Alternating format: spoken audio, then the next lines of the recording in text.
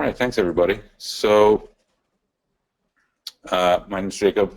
I oversee the image processing and analysis here at inviCRO, and wanted to talk a little bit about some work we're doing to use VEVO Quant and some of our internal tools with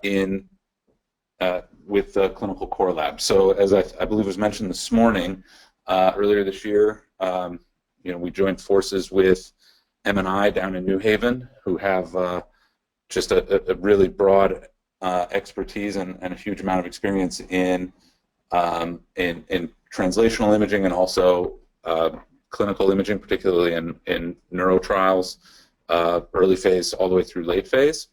So together, we're now this solutions provider. So our services really, I know folks here are probably working really closely with our software team, which is awesome. We also work really closely with our software team and love that.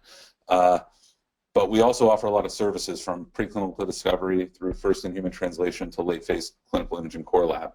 And we support those services internally via our software team, chemistry, regulatory, who, if anybody has a good idea for a regulatory catchy photo, please let me know, and then analysis. So what I'm going to talk a little bit about is how we're trying to work together between software and analysis and the clinical core lab to take some of our tools there and get them ready for use in those late phase trials.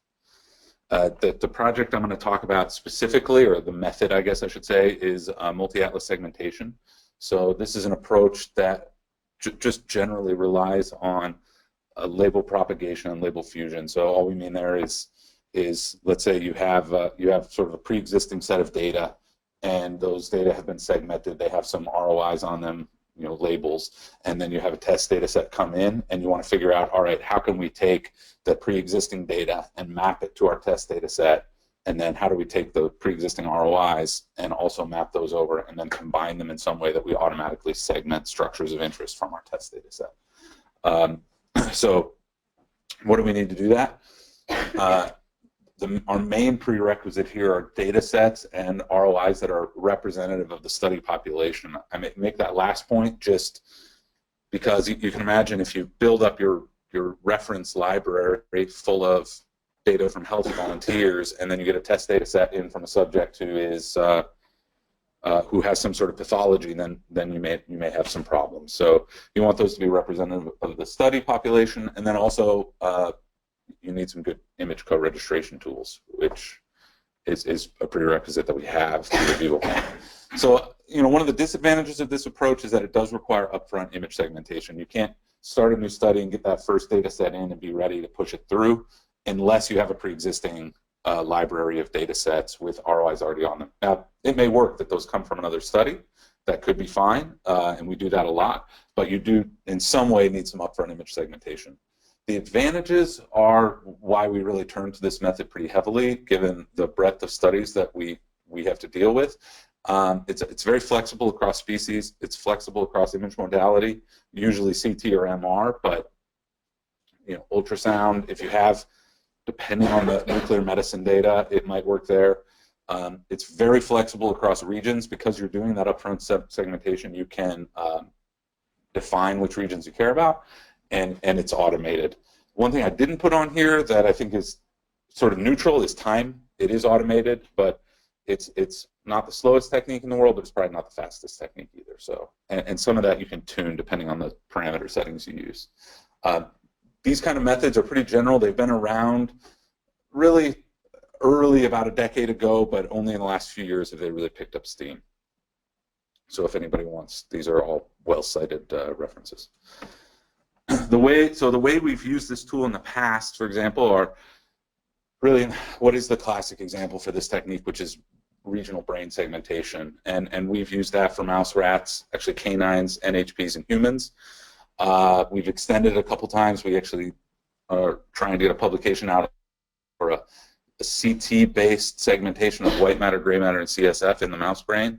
And then the nice thing is these tools with the co-registration techniques you need to use, which we can talk about in a little bit, are really easily extendable to some other related techniques like voxel-based morphometry.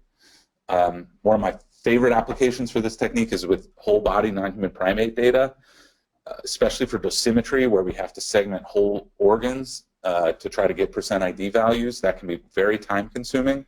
We've used this method with great success to segment the brain, heart, liver, lungs, kidneys, and sometimes spleen. That one's pretty variable.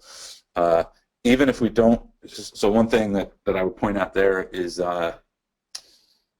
you know, no, I'll be the first person to say no automated tool is going to work 100% of the time, and this is true of this tool as well. But what we've done timing experiments to show that even if we just get segmentation of the spleen that's 88% of the way there, that is a big time savings to edit that pre-existing ROI rather than drawing it from scratch.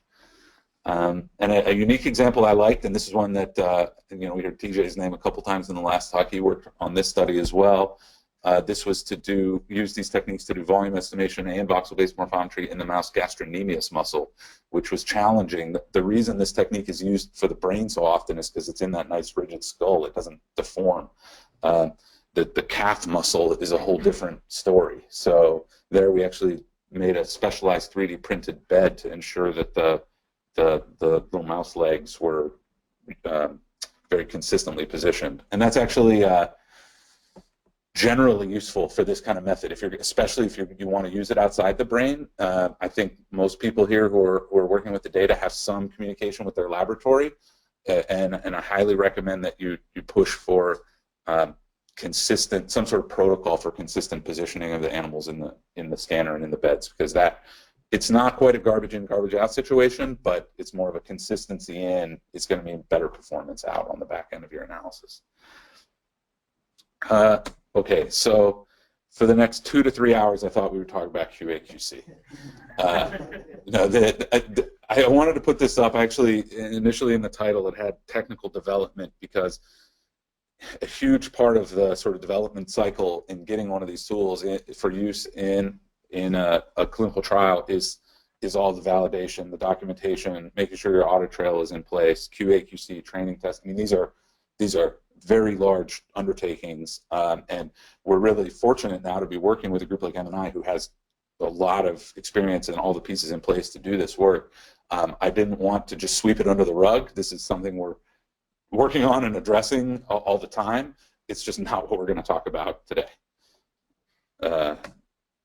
Instead, I thought we'd talk a little bit about some of the work we're doing, you know, in terms of trying to get this tool validated, make sure it's robust, try to optimize some of our parameters, how we compare it to other tools, and maybe in doing that development work, how we interact, you know, between VEVOQuant and the IPACs and other external tools.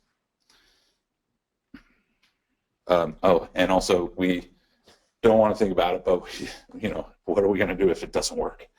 So we'll talk about that a little bit too, and then we'll move on. Okay, so made it pretty far without having any images, so we'll put some up there. This is just a graphical workflow of how the technique works. So here we have a reference library. These are brain MRs, clinical, with the hippocampus segmented, and we get some test MR data set in. Generally, what we're going to do is we're going to take all those data sets in the library, maybe it's 20, maybe it's 100, and we're going to co-register them to our test data set using a combination of linear and nonlinear image registration methods.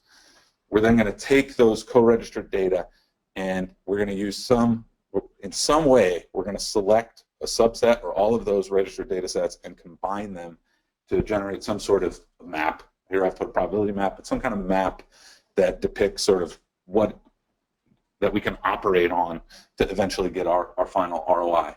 And all three of these areas, really, you can have there are a lot of choices that can be made there in terms of how you're going to do the analysis. I'm going to talk just a little bit about some of the basic ones on the weighted combination and the voxel selection, but there's a lot more sophistication that can come into play here.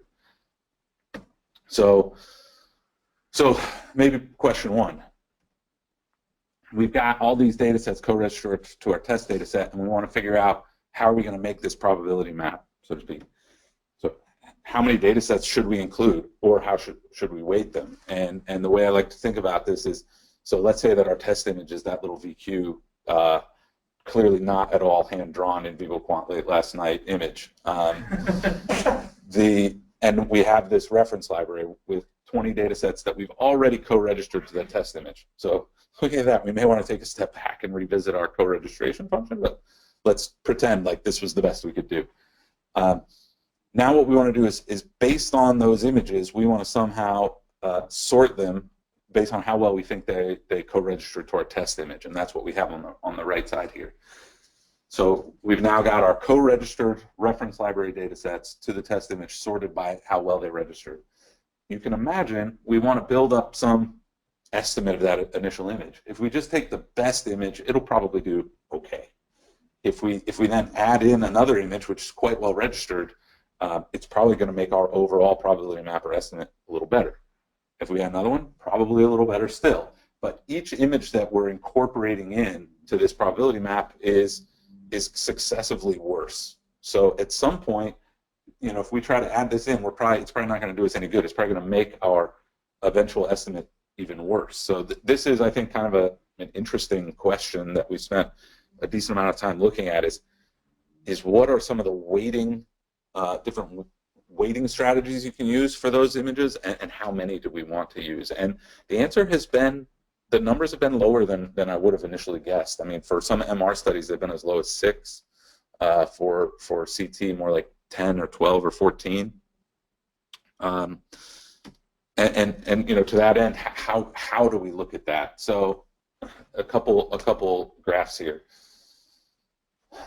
What we're looking at here is the dice coefficient, which I'm sure most people are very familiar with. It's but just as a refresher, if you have an ROI, like a gold standard ROI, sort of your truth, and you have a test ROI, then the dice coefficient is related to the intersection of those two ROIs, so where they overlap divided by the union of those two ROIs.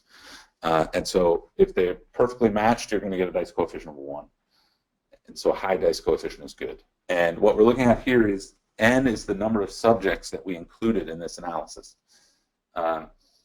And the first thing we see that's pretty good is that it's flat.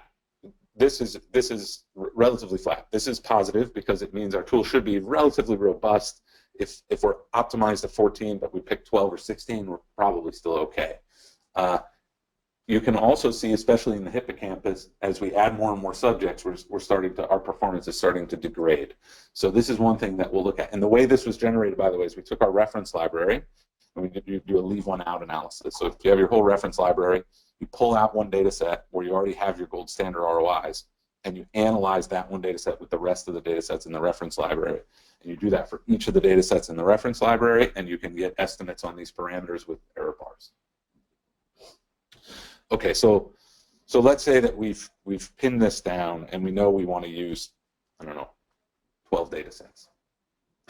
How do we then combine those into a probability map or some kind of map, and then, in this case, threshold that map, or do some more sophisticated voxel selection methodology? There are maximum likelihood methods out there, things that are maybe a little more clever for basically taking that map and getting to what is our best estimate of that original image. So that's another thing we want to consider for parameter optimization. And in this case, we're just doing a simple thresholding. So you can imagine we say, in VEVO, you know, set the min-max tool so that anything less than 0.5 on that probability map is 0, and anything greater than 0.5 is 1. And that's how we get this ROI. So we can again look at that, look at several of these parameters as a function of that threshold. So here for n equals 12 data sets, for the lateral ventricle and the hippocampus, we said I'm gonna threshold that probability map at different values and look at the impact it has on my dice coefficient and Jaccard index are very, very closely related, and also sensitivity and precision. And it behaves as you would expect. The sensitivity and precision are swapped here, by the way. I don't think these are the most up-to-date slides. But if this is actually blue is actually our precision. As we make our threshold higher, precision just means in my ROI, what percentage of the voxels that I said are correct are actually correct. So that number is going to go up, but your sensitivity, which is basically of the voxels in the true gold standard ROI, how many of those am I successfully segmenting, is going to go down. And we're looking for some kind of balance between those, and you can see we get a nice peak around 0.4 to 0.5 typically. Okay, so these are some of the steps that we're taking to try to optimize the parameters. And we're going to say we've pinned those down. So now a couple things we want to do to look at sort of tool performance. The first is test retest. So we took, to do that, we again looked at the hippocampus. We had 34 subjects who were imaged in the morning, then got off the scanner, went, had lunch, came back, and they were image scanned in the afternoon on the same day. So we made, I think, a valid assumption that their brain volume didn't change, depending on their lunch, I guess. And then we said, all right, well, we would hope their hippocampal volume is similarly measured using the same tool with the same reference library between these two scans. And it worked pretty well. You can see that the average percent difference between the morning and afternoon scans was about 0.6 plus or minus 3%, and the coefficient of variation is about 1.6%. And just qualitatively, what's more important, I think, is that you can see that we're able to measure clearly within subject differences are smaller than between subject differences, which gives us some indication that we should be able to measure potentially population or longitudinal change. Another way just to look at the same data, and I just put these up for completeness. This is what people, these things are commonly done.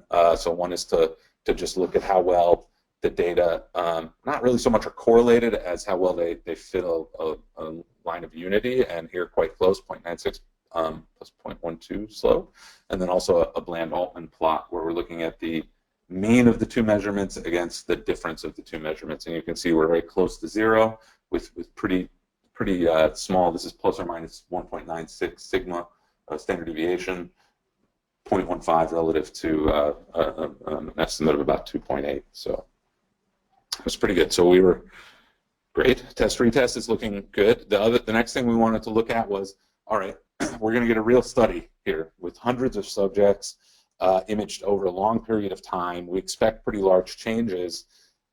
We wanted to have some validation or confidence that the tool would be robust in that sort of situation.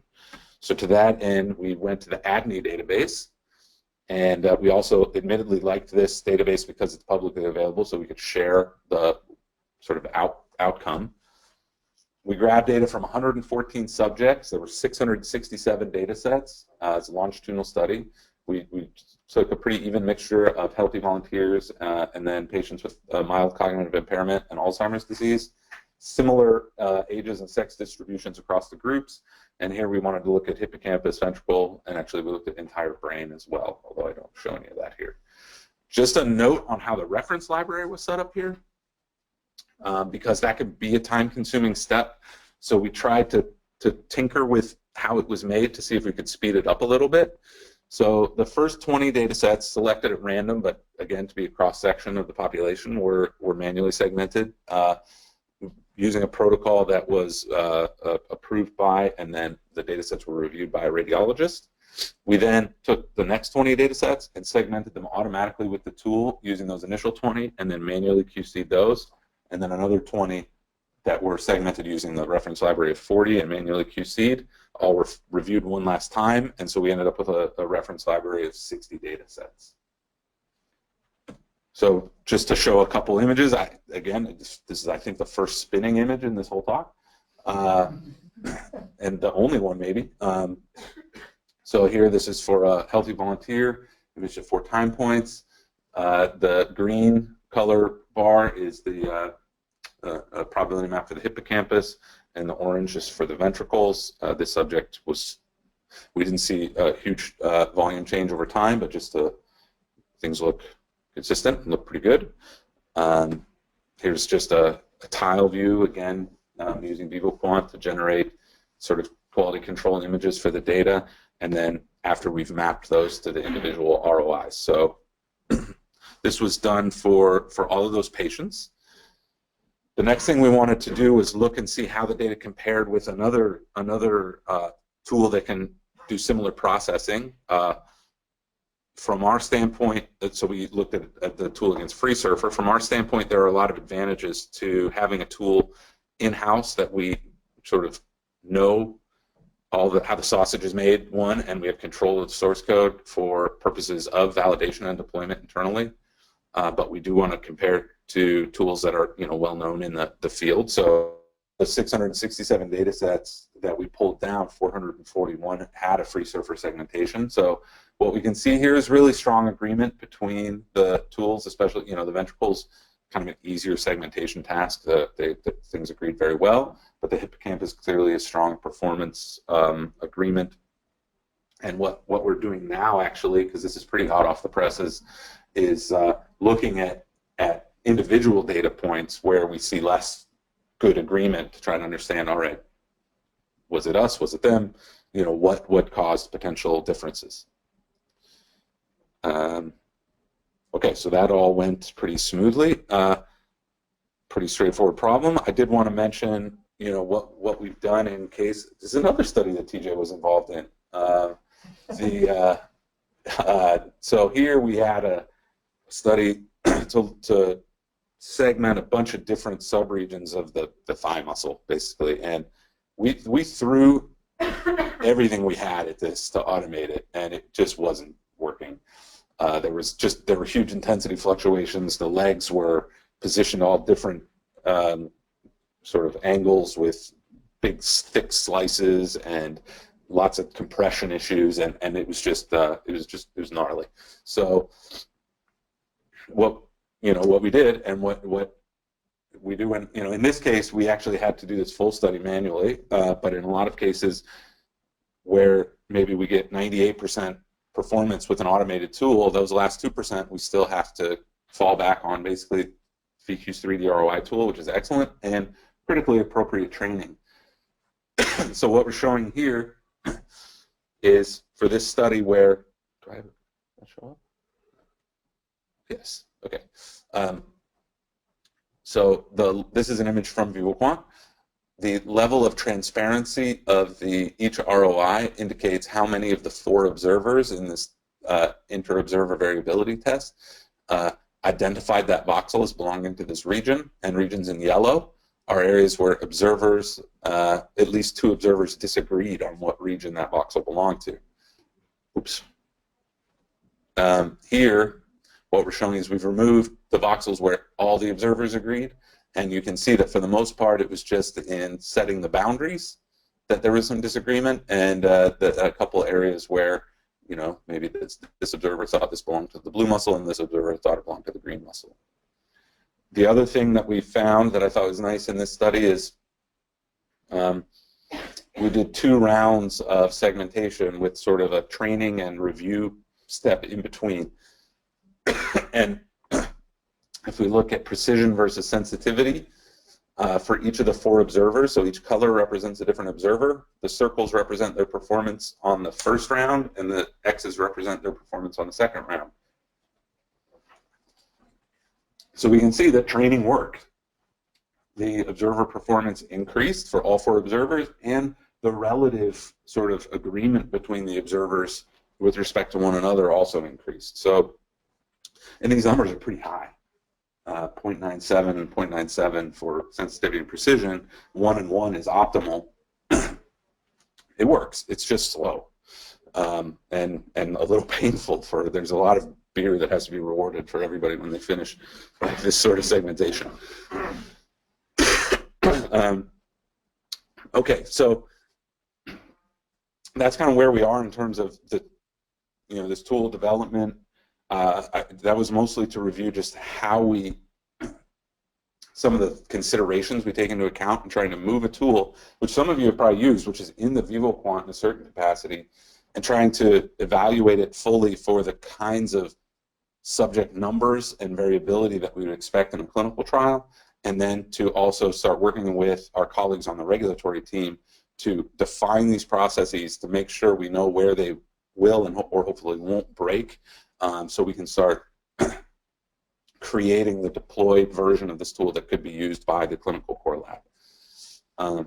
So showed a lot of images from VivoQuant, some plots from outside of VivoQuant. I just wanted to take the last 3 slides to talk a little bit, or 4 slides, to talk a little bit about how we, so the analysis team at inviCRO and the software team work very, very closely together, almost hand in hand, and we're often doing a lot of the prototyping or kind of trying to sweep up some of the things that maybe aren't in VivoQuant. You know, we get requests all the time for things that are very interesting but not necessarily supported in a deployed software package. So we often have to use tools outside of VivoQuant to do that. Our 2 main go-tos are MATLAB and ITK, but also, you know, Python occasionally. Like, I don't know, those are probably the biggest ones. You know, just standalone Bash scripts or C++.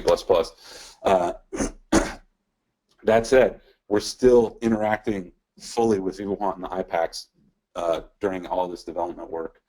And so I just thought I'd talk for a couple minutes about kind of what makes that possible. And it's gotten so much better in the last couple of years. The first was selection of an appropriate data format. You want to have a format that you can move back and forth efficiently between the tools that you want to use. And the second real key has been the evolution of VEVO scripting, which is just hugely powerful and useful, and has really, I would say, 5 or 6 years ago, when people started working on the analysis team, they spent a lot of time trying to get caught up to speed on MATLAB usage and ITK and those tools that we use, and now it's flipped almost entirely to getting brought up to speed on how to use all of our VEVO script tools and libraries, with those other external tools becoming secondary. So for us, we use the MHD format. We like it. It's the native ITK format. It's just a raw file paired with a text file, key value pairs. That's MHD. If the raw file and the text file go on together, it's MHA.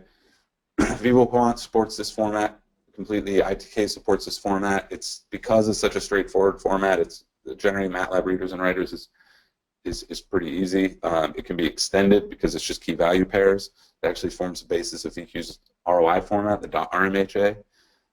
And I don't know if the Cquant or CFT work was discussed at all or will be, but that this sort of MHD style will be used as the basis for those data formats, which are actually going to be supported natively in the VivoQuant and on the IPACs. How we interact, so if we want to get at MATLAB from VEVO Script, so this is some work of Elliot Greenblatt. This is useful. Actually, I just used this recently in a study. What was that? So we had 4 time points and 2 different reconstruction methods, and had to batch those through with an external spec reconstruction tool, and wanted to look at the output to compare it in real time. So just had a little script written in MATLAB that was pulling the data from the spec reconstruction engine, and then using this VQ load, we could pass directly from MATLAB the MHD file, overlaying striatum ROIs, and then an associated VEVO script, which opened up VivoQuant, took those 8 volumes, went to the multi-view tool, arrayed them in a 2x4 matrix, and then it was just easy for QC. So that was just a really handy way to view image data in VivoQuant. Similarly, we can access MATLAB from, did I have the text wrong there? Yeah, VEVO Script. We can use a VEVO Script to get at MATLAB. So this is work of Andrew Nowicki. And it's the source code, but basically what can happen is every once in a while, we want something done in MATLAB that we don't have in VEVO Script yet. Again, that's becoming less and less common, but it still pops up occasionally. So in mid-VEVO Script, you can call an instance of MATLAB, have it execute, and then exit back out. I was going to put a discussion and conclusion slide and did not. So I have a lot of people to acknowledge, everyone in the, certainly at inviCRO and especially in the IA and software teams, and take any questions. Thanks.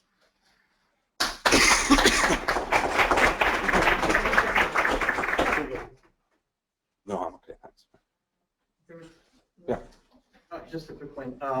What metric did you use in order to rank the accuracy of the images that not before the DICE code, rank best to worst registered images?